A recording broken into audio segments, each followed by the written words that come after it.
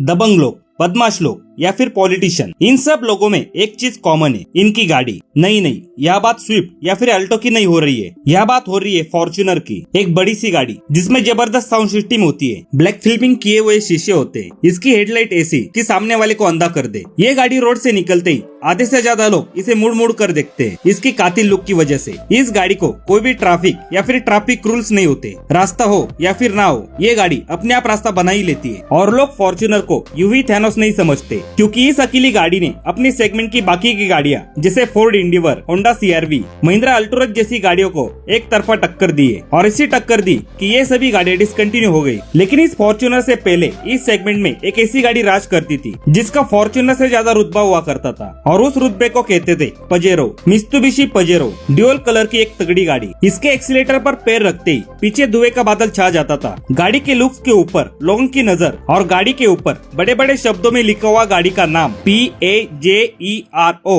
Pajero. उस वक्त गाड़ी के ऊपर MLA, MP या फिर किसी भी तरह का नाम लिखने की जरूरत नहीं थी, क्योंकि जिसके पास पजेरो थी वो व्यक्ति पावरफुल ही होगा। बहुत सी कंपनियों ने अपनी SUV को लॉन्च करा जिनमें बढ़िया फीचर्स हुआ करते थे, लेकिन पजेरो जैसी बात बाकी की गाड़ियों में नहीं थी। लेकिन इतनी बढ़िया गाड़ी के साथ ऐसा क्या हुआ कि ये गाड़ी डिसकंटिन्यू हो गई? तो आज की इस वाली वीडियो में हम यही देखने वाले कि कैसे जापान की एक कंपनी मित्सुबिशी ने पजेरो जैसी एक बेहतरीन गाड़ी बनाई, और इस पजेरो का इंडिया में सफर कैसा रहा।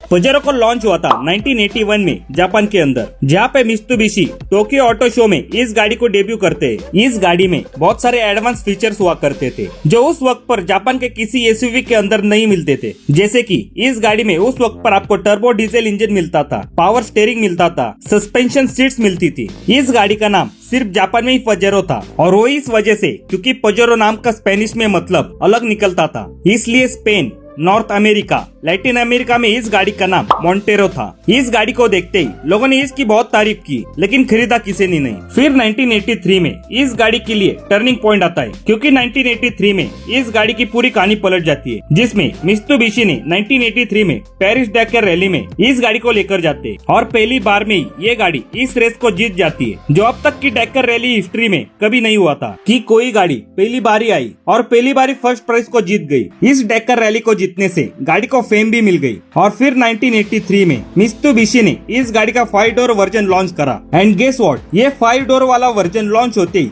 पजेरो की सेल्स काफी ज्यादा बढ़ गई। ये गाड़ी अपने आप में एक ब्रांड बन गई जापानीज मार्केट में। अगर आपको बेस्ट ऑफ रोडर गाड़ी लेनी है जिसमें बढ़िया कंफर्ट मिले, तो आप बेझिझक पजेरो ले सकते हो। फिर उसके बाद 1991 में मित्सुबिशी इस गाड़ी की सेकंड जनरेशन लॉन्च करते, जो पहले से बड़ी होती है। ये पजेरो बोले तो ऑफ रोडिंग का बादशाह। इसे पानी में लेकर जाओ, खराब रास्तों में लेकर जाओ, या फिर पहाड़ों पर लेकर जाओ, गाड़ी किधर भी दम नहीं छोड़ती थी। इस गाड़ी के साथ मित्सुबिशी ने सुपर सिलेक्ट 4x4 देना शुरू किया, जो कि नई एडवांस 4 व्हील ड्राइव टेक्नोलॉजी थी, जिसमें आपको पार्ट टाइम 4 व्हील ड्राइव के साथ डिफरेंशियल लॉकिंग मिलती थी, जिससे आप बेहतरीन ऑफ रोडिंग कर सकते हो, और इससे आप 80 km/h की स्पीड तक 4 व्हील ड्राइव को एंगेज कर सकते थे। मतलब आपको 4x4 एंगेज करने के लिए बाकी की गाड़ियों की तरह गाड़ी को रोककर फिर 4x4 एंगेज करना नहीं पड़ता था, आप चलती गाड़ी में ही 4x4 लगा सकते थे। इस टेक्नोलॉजी को देखते ही लोग इस गाड़ी के दीवाने हो गए, और इसके पहले साल में ही इस गाड़ी की सेल्स 50% इंक्रीज हो गई, और अगले साल 20% से और इंक्रीज हो गई। इस गाड़ी के सक्सेस को देखकर मित्सुबिशी ने जापान के बाहर भी इसे लॉन्च करना चाहा, इसलिए उन्होंने एक फॉर्मूला अपनाया। जिस देश में अपनी गाड़ी लॉन्च करनी है, उस देश की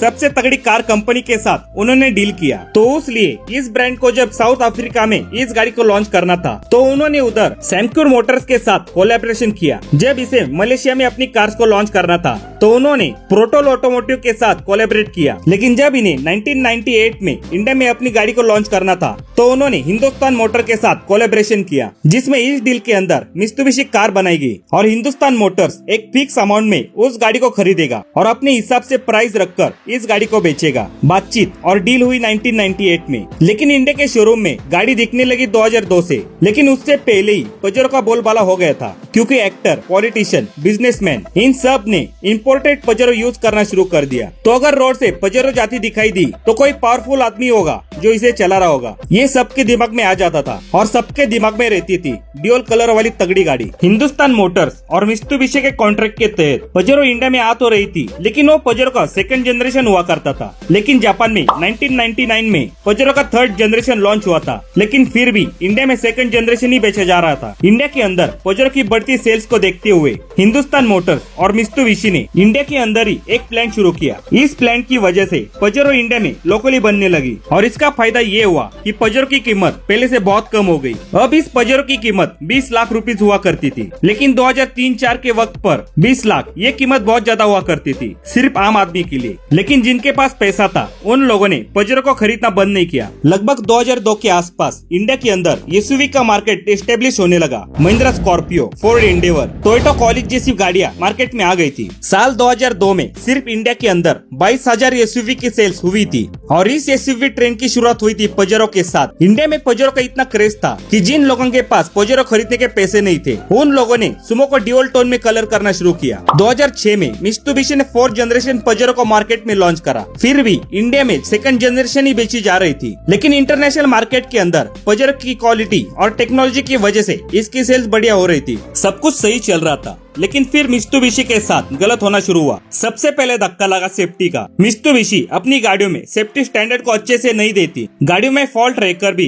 कंपनी इसे इग्नोर करती थी। ये बात इतनी फैल गई कि मित्सुबिशी को 1,63,000 गाड़ियों को रिकॉल करना पड़ा। इस लॉस से ऊपर उठने के लिए मित्सुबिशी ने यूनाइटेड स्टेट के अंदर 000 पॉलिसी का यूज किया, जिसमें गाड़ी लेने के पहले साल तक गाड़ी का पेमेंट ही करना नहीं था। लेकिन यूएस के लोग इतने चालाक थे कि उन्होंने 1 साल तक गाड़ी को यूज करके पेमेंट ही नहीं किया। मित्सुबिशी 380 नाम की एक सीडान इस कंपनी ने लॉन्च करी थी, लेकिन वो भी फेल हो गई। मित्सुबिशी के सारे आइडियाज फेल होते गए, इसलिए मित्सुबिशी ने कंपनी फिर से नए से शुरू करना चाहा और बहुत सारी गाड़ियों को डिसकंटिन्यू कर दिया। नई गाड़ियां डेवलप करना बंद किया और फिर मित्सुबिशी चली गई निसान के पास। 2016 में निसान और मित्सुबिशी एक माइक्रो कार पर काम कर रही थी। मित्सुबिशी करने कुछ गए और हुआ कुछ उसका उल्टा ही, जिसमें ये बात सामने आई कि मित्सुबिशी अपनी गाड़ियों में फेक फ्यूल एफिशिएंसी दिखा रही थी और ये बात सामने आती ही इस कंपनी की ब्रांड वैल्यू कम होने लगी। गाड़ियों की सेल्स भी पहले से बहुत कम होने लगी। फिर भी मित्सुबिशी की गाड़ियों में एक शान थी। इनकी गाड़ियां लोगों के लिए एक स्टेटस सिंबल थी और ऑफ रोडिंग में कितनी भी बेहतर गाड़ियां आ जाए, लेकिन मित्सुबिशी जैसी बात किसी में नहीं थी। इसलिए निसान ने सीधे कंपनी के अंदर ही इन्वेस्ट करने के लिए सोचा और $2.2 बिलियन